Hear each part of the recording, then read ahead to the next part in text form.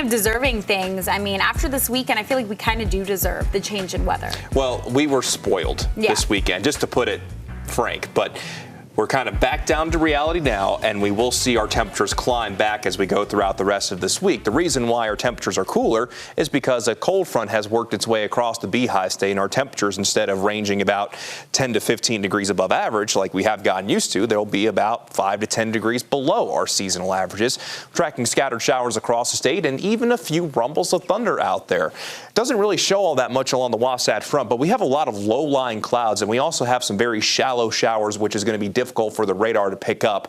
And I'll show you that it's raining in Provo in just a little while from now, but it doesn't look like it's based on the current radar, while we're also tracking some scattered showers across central and southern Utah, and even a thunderstorm up in Uintah County. If you're heading out the door today, just be mindful that at any point today there is going to be the chance that wet weather finds you, and some of you could find multiple rounds, while some of you could stay through the day mostly on the dry side of things, especially in St. George, where your rain chance today is only around 10 to 20%. But here's a look at the futurecast snow as we go through the rest of the day. Expecting valley rain, mountain snow, with the snow levels ranging anywhere from 6,000 to 7,500 feet. The bulk of the accumulations above 7,000 feet.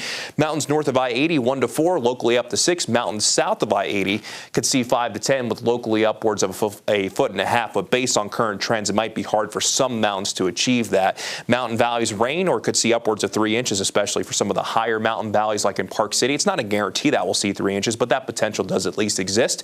And for our benches and for our valleys, expecting mainly rain showers as we go through today. And like we've already seen in portions of Uintah County and down in southern Utah, a few rumbles of thunder today can't be completely ruled out. General thunderstorm risk more or less through this afternoon to the early evening. Let's go ahead and begin the Futurecast, and I'll start this at 4 o'clock this afternoon. The Futurecast showing more of those scattered showers across the state, and we could see multiple rounds of wet weather depending on where you are, and that does include the Wasatch Front. We'll hold on to a decent chance through around 9, 10 o'clock tonight before that chance of wet weather gradually begins to go down. Showers may linger in the high country a little bit longer and maybe into first thing tomorrow morning, tomorrow afternoon. Should see a mix of sun and clouds as our storm system pulls away. We will see a very weak system brush by the northern half of the state from Tuesday night into Wednesday.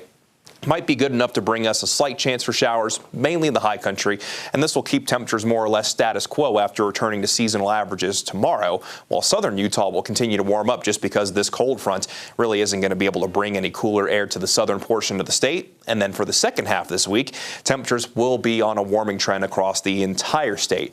But because we're on the cooler side of things and we're seeing wet weather across the state, the pollen has been tamped down, which is definitely a positive thing for you allergy sufferers out there. We're looking at low pollen count for today with that main source trees, but as we calm things down and begin to warm things back up, it's only a matter of time before that pollen count continues to increase, and we'll be back to extreme levels by Wednesday, and that will likely persist through the second half of the week. So just a heads up there, enjoy this brief reprieve while we have it.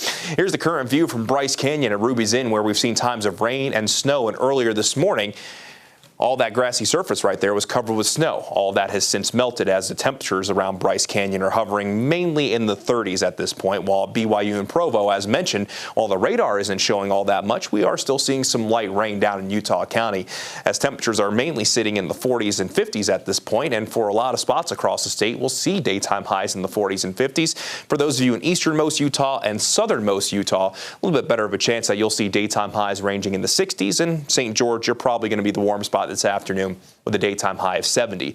We'll zoom things in here for a better perspective across northern Utah, highs in the 40s and 50s, then overnight lows tonight in the 30s and 40s.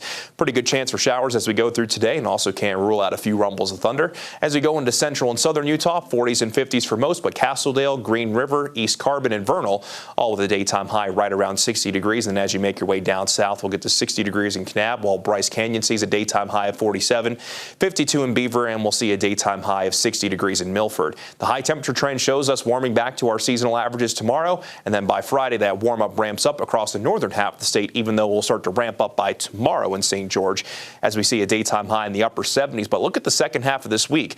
Mostly sunny to partly cloudy skies, daytime highs well into the 80s, and by the end of the weekend there's a chance that we could sneak into the upper 80s down in St. George, getting to be about that time of the year. Along the Wasatch Front, rain and thunderstorms possible as we go through today, about 10 degrees below our seasonal averages.